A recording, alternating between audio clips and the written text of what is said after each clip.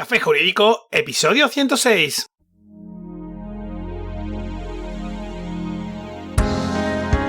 Muy buenas tardes, bienvenidos de nuevo. Hoy jueves, día 1 de abril, mi nombre es Juanma Delgado y esto es Café Jurídico, un espacio de divulgación jurídica donde, en el tiempo que dura un café, abordaremos novedades legislativas, interpretaciones de doctrina y jurisprudencia sobre distintas temáticas, aprenderemos a manejar herramientas para la eficacia y la productividad profesional y, en definitiva, nos acercaremos de una forma amena y distendida al sector jurídico.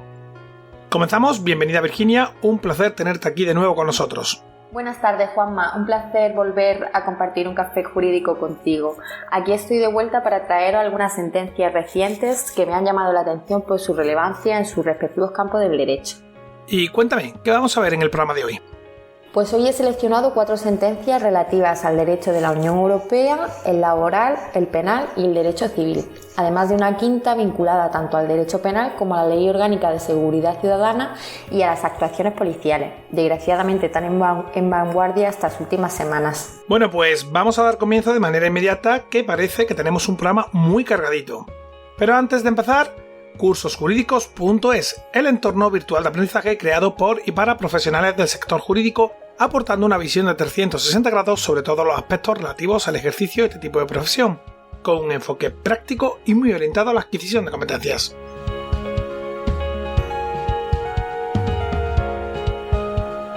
Y ahora sí, adelante, Virginia. Muchas gracias, Juanma.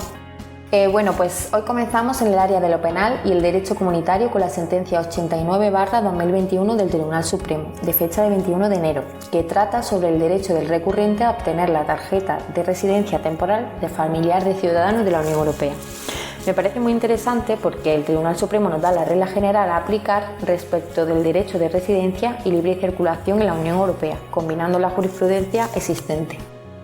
Literalmente la sentencia dice: de la doctrina establecida por el Tribunal de Justicia de la Unión Europea podemos deducir una clara regla general, cual es que el derecho de la Unión no reconoce en relación con el derecho de residencia y de libre circulación por el territorio de la Unión derecho individual y directo alguno a los nacionales de terceros países pese a su relación jurídica o biológica con un nacional de un Estado miembro.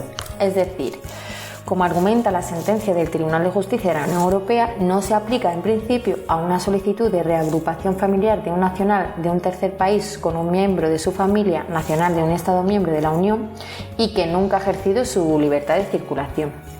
Por tanto, se insiste, como regla general y en principio, en que los nacionales de terceros países, aun familiares de un nacional de un Estado miembro, quedan extramuros del derecho de la Unión. Ello es así porque los citados derechos en dicho ámbito de residencia y libre circulación son derechos individuales de los nacionales de los Estados miembros. La residencia y la libre circulación es un derecho fundamental e individual del nacional de un Estado de la Unión, con sujeción a las limitaciones y condiciones previstas en los tratados y las disposiciones adoptadas para su aplicación. Por tanto, las citadas normas de la Unión no confieren ningún derecho autónomo a los nacionales de un tercer país. Sus posibles derechos son calificados como derivados de los derechos del nacional comunitario. Entiendo entonces que los nacionales extracomunitarios no gozan per se del derecho de residencia y libre circulación dentro de la Unión Europea, ¿no? Eso es, Juanma. La sentencia del Tribunal de Justicia de la Unión Europea señala en varios de sus apartados que los eventuales derechos conferidos a tales nacionales de terceros países no son derechos propios de esos nacionales, sino derechos derivados de los que tiene el ciudadano de la Unión. Se insiste, pues, en la carencia de la autonomía de los derechos de los ciudadanos de terceros países y se subraya el carácter derivado de tales derechos.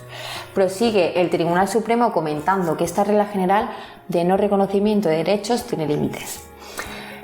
Tal proclamación no puede convertirse, como señala la sentencia, en una imposición sistemática sin excepción alguna, por cuanto la aplicación en dicha forma de la citada regla general puede vulnerar el derecho de residencia derivado que ha de reconocerse en situaciones muy específicas en virtud del artículo 20 del Tratado de Funcionamiento de la Unión Europea al nacional de un tercer país que es miembro de la familia de un ciudadano de la Unión, Es decir, frente a la regla general de no reconocimiento del derecho de residencia y libre circulación a los nacionales de terceros países, la propia sentencia del Tribunal de Justicia de la Unión Europea reconoce la existencia de situaciones muy específicas en las que el reconocimiento de la residencia al ciudadano de un tercer país podría llevarse a cabo.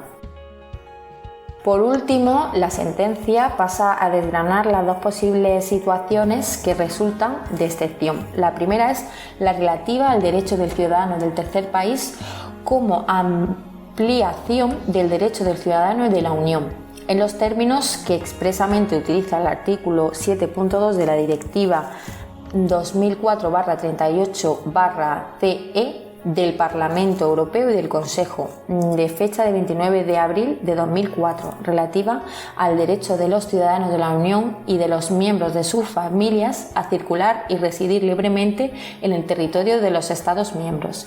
Y la segunda se basa en un derecho derivado de la situación de dependencia de un ciudadano de la Unión.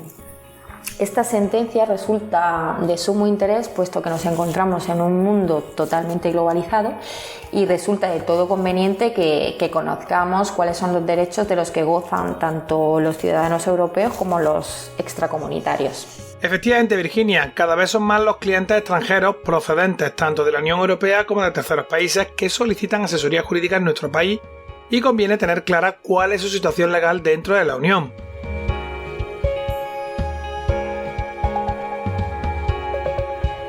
¿Con qué sentencia vas a continuar?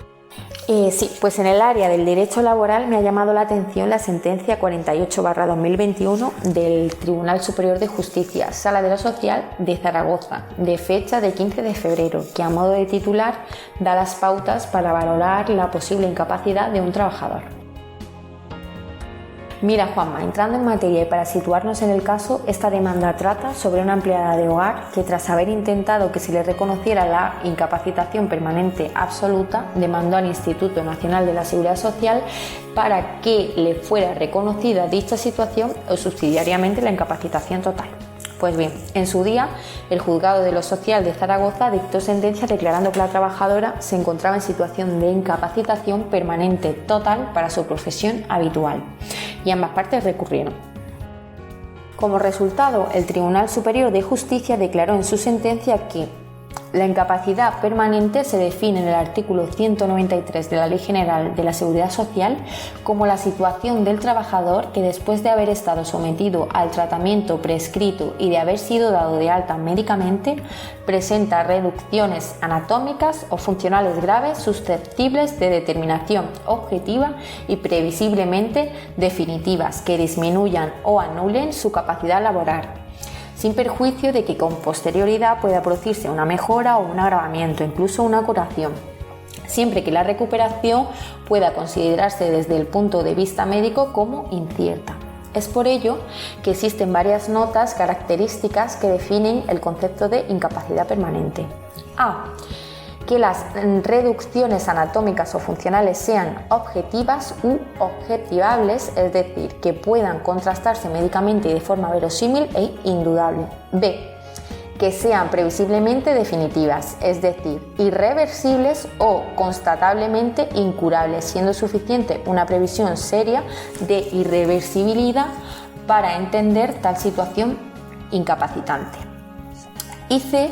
Que las disfunciones sean graves desde la perspectiva de su incidencia orgánico-laboral hasta el punto de que provoquen una disminución o anulación de su capacidad laboral en una escala gradual que prevé el mismo artículo 137 de la Ley General de la Seguridad Social. Interesante. Veamos cuáles son esos criterios según el Tribunal Superior de Justicia de Zaragoza.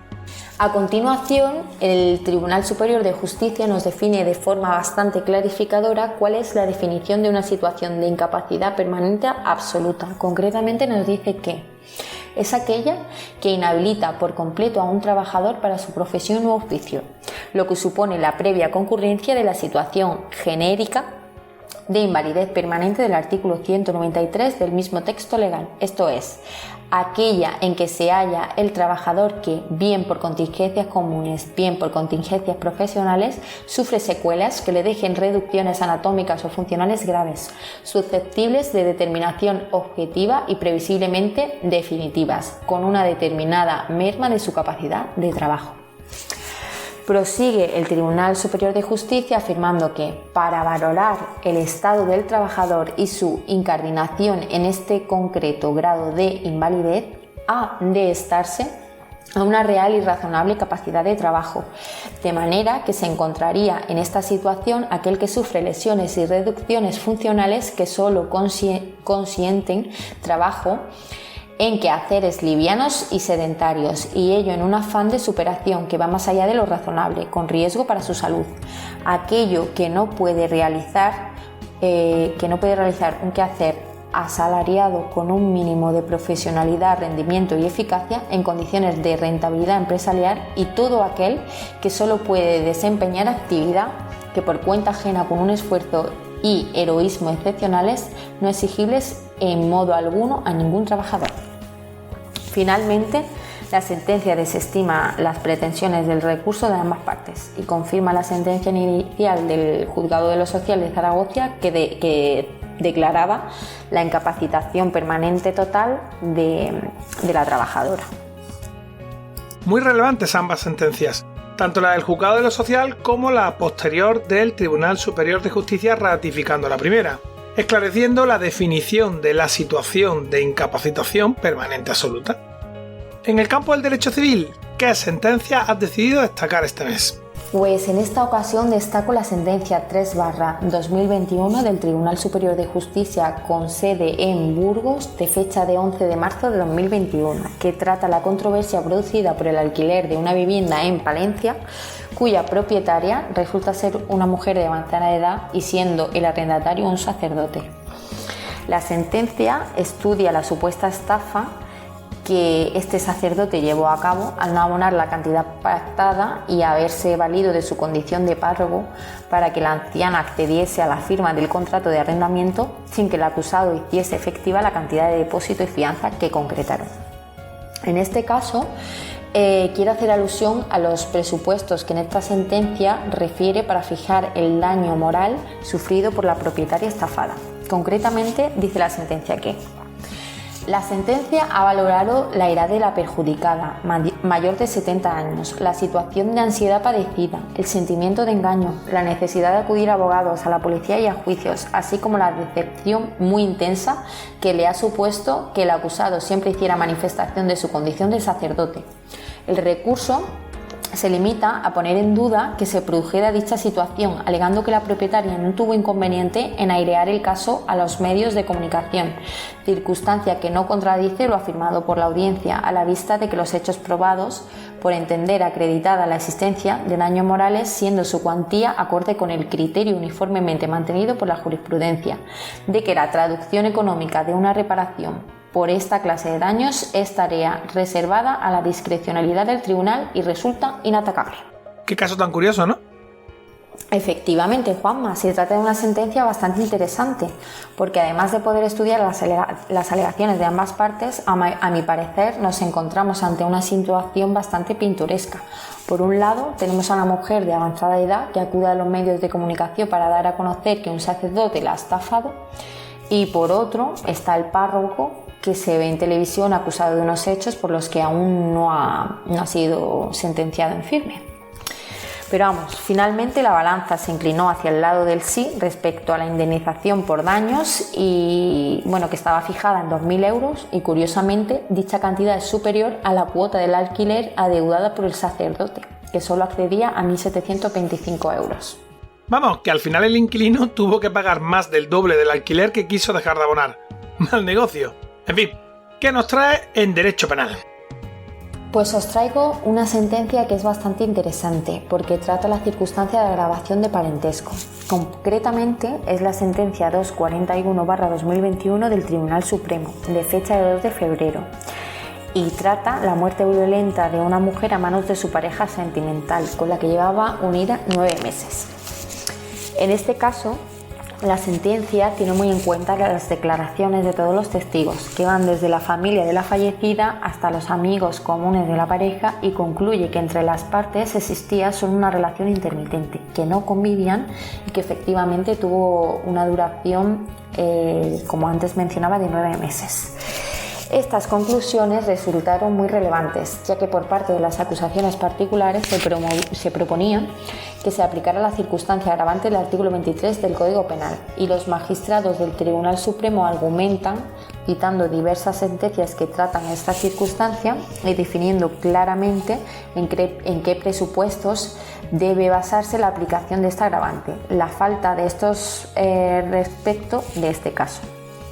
Concretamente, la sentencia dice que la cuestión suscitada desde luego es espinosa y presenta muchas aristas. Cuando existe un matrimonio es fácil marcar el final del noviazgo y el comienzo de la relación conyugal, aunque ni siquiera en estos casos se puede excluir, en situación nada infrecuente, que antes de ese momento pueda hablarse de relación afectiva análoga a la matrimonial.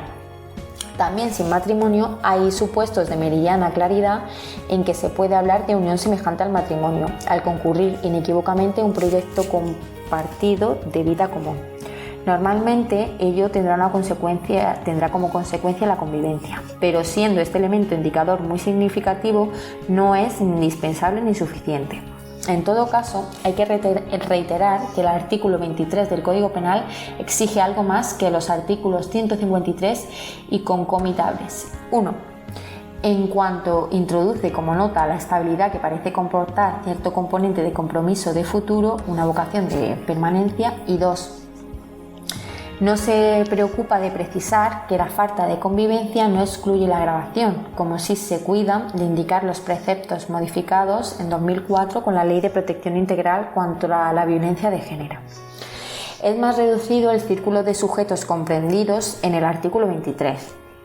Nos movemos en este caso en un territorio de penumbra, aunque la neblina desaparece si suprimimos la referencia a la convivencia parcial, conforme a las consideraciones procesales antes efectuadas.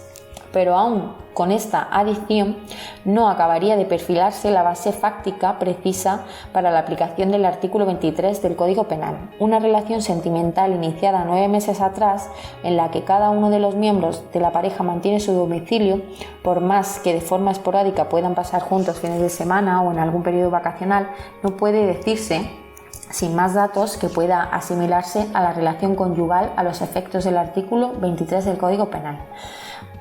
Podemos bucear en las actuaciones buscando otros elementos que ilustren o enriquezcan la pobreza descriptiva del hecho probado, pero ello solo es posible en favor del reo, nunca para adornar en sentido agravatorio el relato fáctico. En esta dirección, las manifestaciones de los padres y amigos que evidencian que no se trataba de una relación publicitada como tal a las personas más cercanas, resulta aún más la equiparación con la relación conyugal y nos aproxima a más relaciones previas que, con todos los matices derivados de los fuertes cambios sociales en esta materia, pueden encuadrarse dentro del genérico y equívoco término noviazgo, que, si en algunos casos puede servir de base relacional para construir sobre él los delitos de los artículos 153 del Código Penal y otros, no basta para integrar la agravación del artículo 23. Me parece muy clarificadora esa diferenciación entre la relación conyugal y el resto de las relaciones sentimentales de cara a poder aplicar la grabación de parentesco. De hecho, aclara el Tribunal Supremo que en una relación matrimonial es de aplicación a esta circunstancia, así como cuando existe una relación análoga al matrimonio. En palabras de los magistrados del Tribunal Supremo, son relaciones sentimentales en las que concurran o hayan concurrido un componente de compromiso de vida en común dotado de cierta estabilidad, que suele manifestarse por un inicio de convivencia al menos parcial y un grado de afectividad semejante y generador de una vinculación familiar, mostrando la realidad social que muchas relaciones de noviazgo más o menos fugaces carecen de las características necesarias para que puedan ser consideradas como relaciones de afectividad análogas a la marital a los efectos de la aplicación del agravante de parentesco. A modo de apunte, es indudable que en este caso ha tenido gran peso las declaraciones de los testigos, así como los escritos de calificación de las acusaciones particulares y el fiscal, que hablan de convivencia parcial o relación sentimental sin entrar en más detalles sobre la misma, simplemente añadiendo que tuvo una duración de 9 meses y que ambos mantenían su domicilio particular. Este hecho debería ser una llamada de atención para nuestros colegas, en tanto en cuanto convendría investigar bien el entorno de nuestros patrocinados y recabar, si la investigación policial no lo hizo con anterioridad, el testimonio de familiares, amigos y vecinos para esclarecer qué tipo de relación sentimental existía entre las partes. Cierto, Virginia. Viendo cuál es el criterio de los tribunales, esa información podría inclinar la balanza de la justicia a nuestro favor. A todo esto, comentaba al inicio que finalizarías con una sentencia referida a una intervención policial. Sí. Por último traigo una sentencia que me ha parecido muy interesante, dada la reciente conflictividad que está surgiendo con respecto a diversas actuaciones policiales grabadas y subidas a las redes sociales. Es la sentencia 4/2021 del Juzgado de lo Penal de Pamplona, de fecha de 24 de enero, en la que se trata, además de otros muchos temas, el del uso irregular de los datos o imágenes captados en una actuación policial, basándose a su vez en el análisis de la sentencia del Tribunal Constitucional de fecha de 19 de noviembre de 2020. En los hechos probados de la sentencia se dice que un día el acusado se encontraba junto a otros individuos tomando algunas cervezas en la confluencia entre una calle y una avenida de Pamplona, y que una patrulla de agentes de policía local de la ciudad los requirió para que se identificaran para sancionarlos. Cuando se percataron de que el acusado les estaba grabando con su teléfono móvil, una de las agentes le requirió para que se apartara de ella y dejara de grabarla. El acusado hizo caso omiso y la agente le pidió el teléfono móvil. Comprobó que se encontraba grabando un vídeo, detuvo la grabación y le devolvió el móvil al acusado.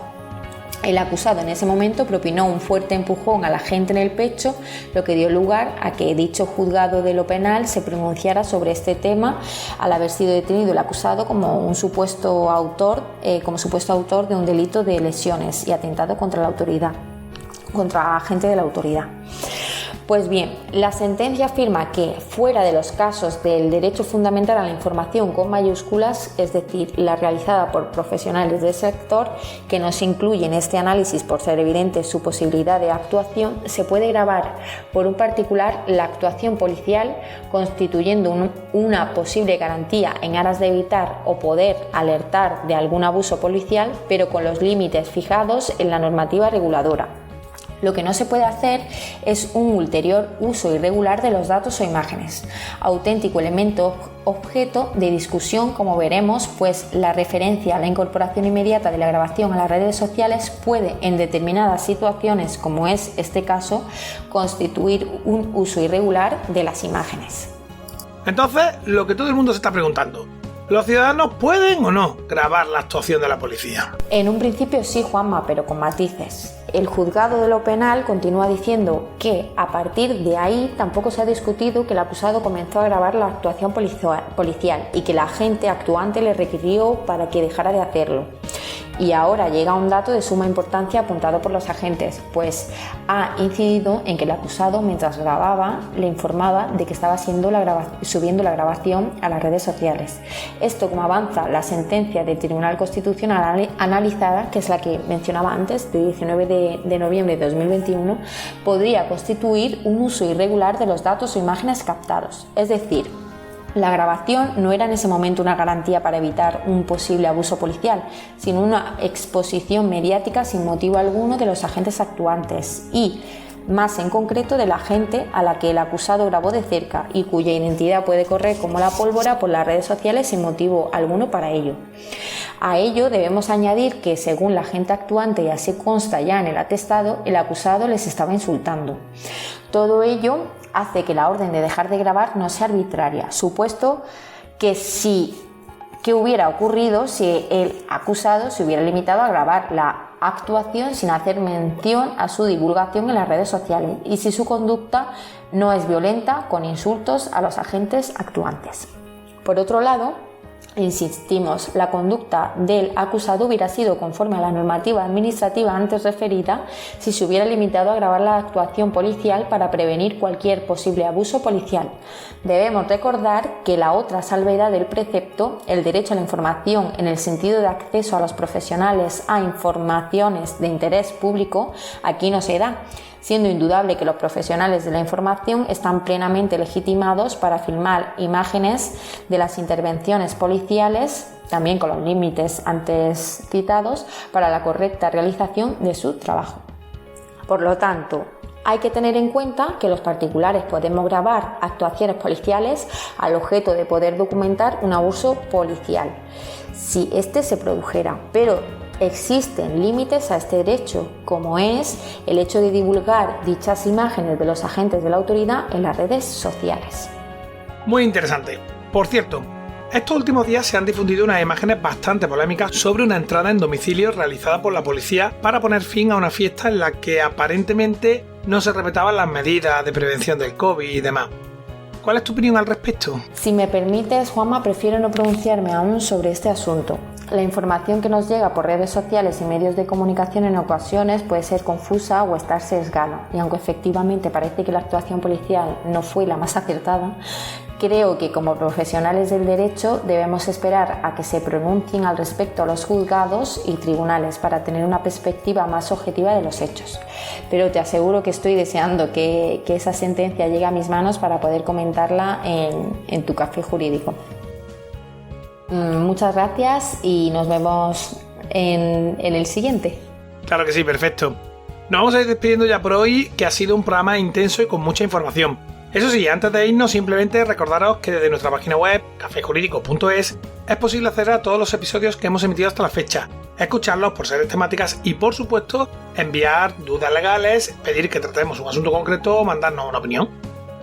También es posible seguirnos y escucharnos en las principales plataformas del sector, ya sabes, iTunes, iVoox, Spotify, Spreaker, Google Podcast, Amazon Music, YouTube y así hasta más de 35 plataformas. En cualquier caso, nos escuches desde donde nos escuches, suscríbete. Emitimos programa los martes y jueves a las 4:30 de la tarde.